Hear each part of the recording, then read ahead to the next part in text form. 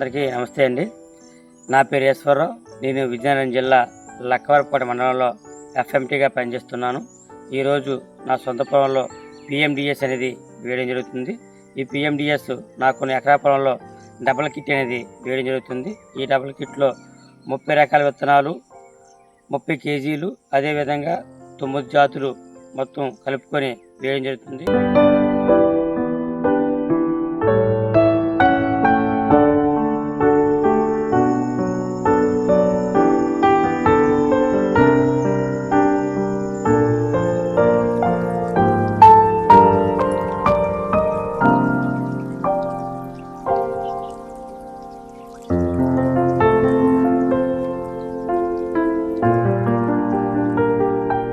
దీనివల్ల మనకు భూమిలో ఉన్నటువంటి పోషకాలు అనేవి ఎక్కువ అభివృద్ధి చెందుతాయి.